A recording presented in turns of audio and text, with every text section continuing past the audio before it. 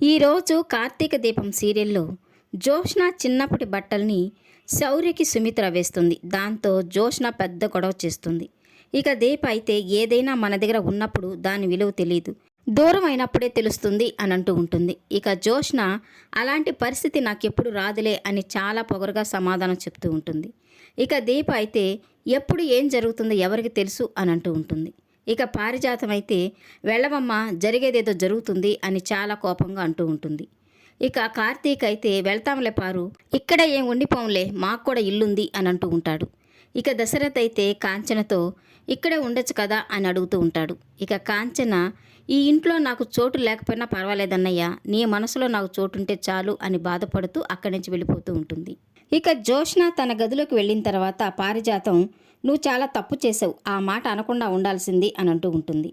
ఇక జోష్న అయితే నాకు కాదు, మా మమ్మీకి చెప్పు ఆ మాట, నా వస్తువులు ఆ శౌరికి ఇవ్వడం ఏమిటి అని అంటూ ఉంటుంది. ఇక పారిజాతం అయితే నువ్వేం చేస్తున్నావో నీకు అర్థం కావడం లేదు, ఒకసారి ఆలోచించుకో, నువ్వు తప్పుల మీద తప్పులు చేసేలాగా కార్తీక్ చేస్తున్నాడు అని అంటూ ఉంటుంది.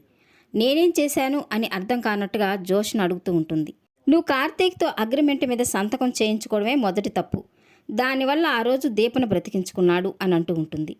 ఇక పారిజాతం మాటలకి జోష్న అయితే నేను వెళ్ళకపోతే ఆ రోజు మమ్మీ వెళ్ళేది, వచ్చిన అవకాశాన్ని నేను వాడుకున్నాను అని చెప్తూ ఉంటుంది.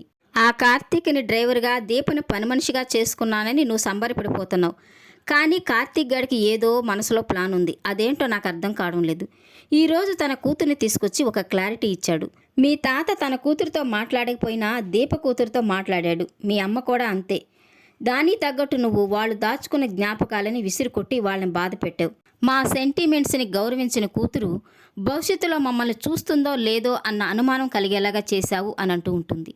ఇక జోష్న అయితే అలా వాళ్ళు ఎందుకు అనుకుంటారు అని అంటూ ఉంటుంది. ఇక పారిజాతం అయితే ఎందుకు అనుకోరు, ఆ కార్తీక్ గాడు 4 సెంటిమెంటు భారీ డైలాగులు చెప్పాడంటే ఖచ్చితంగా మీ అమ్మా నాన్న మారిపోతారు, ఎందుకంటే వాళ్ళు నాకంటే తెలివైన వాళ్ళు, ఏదైనా చేయగలరు అని అంటూ ఉంటుంది. ఇక జోష్న అయితే అంత తెలివైన వాళ్ళైతే మనం చేసే పనులను ఎప్పుడో కనిపెట్టాలి కదా అని అంటూ ఉంటుంది. ఇక పారిజాతం వాళ్ళేం అమాయకులు కాదు, మంచి వాళ్ళు, తెలివైన వాళ్ళు, అందుకే మనం ఎన్ని తప్పులు చేసినా తప్పించుకుని తిరగలుగుతున్నాం. ఇప్పుడు నువ్వేం చేస్తావో నాకు తెలీదు, ఏదో ఒక మంచి పని చేసి మీ అమ్మా నాన్నల దగ్గర మంచిదానివి అని అనిపించుకో, లేకపోతే నువ్వు మీ అమ్మా నాన్నలకి దూరం అయిపోతావు అని సలహా ఇస్తూ ఉంటుంది. ఇక జోష్న కూడా గ్రాని చెప్పింది నిజమే కదా, అలాగే చెయ్యాలి అని మనసులో అనుకుంటూ ఉంటుంది. ఇక ఇంటికి వెళ్ళిన తర్వాత కార్తీకు, దీప, కాంచన, అనసూయ జరిగిన దాని గురించే మాట్లాడుకుంటూ ఉంటారు. ఇక కాంచన అయితే నువ్వు దీప అక్కడికి ఎందుకు వెళ్తున్నారు, వాళ్ళ చెప్పిన పనులన్నీ చేసి వాళ్ళతో ఎందుకు మాటలు పడుతున్నారు అని కార్తీక్ని అడుగుతూ ఉంటుంది. ఇక కార్తీక్ అయితే జరిగేవన్నీ మంచి రోజులేమ్మా, నేను అలా చేస్తున్నానంటే దానికి బలమైన కారణం ఉంటుంది. నీకు నీ పుట్టిల్లిని, దీపకి తన పుట్టిల్లు లాంటి పుట్టిల్లిని కానుకగా ఇస్తాను అని చెప్తూ ఉంటాడు. ఇక రాత్రి నిద్రపోతూ ఉన్న దీపని కార్తీక్ లేపి, మీ అత్తయ్యని ఏమన్నావు, తన బ్యాగు తీసుకొని వెళ్ళిపోతానంటుంది, తనతో పాటు మా అమ్మ కూడా వెళ్తానంటుంది అని అంటూ ఉంటాడు.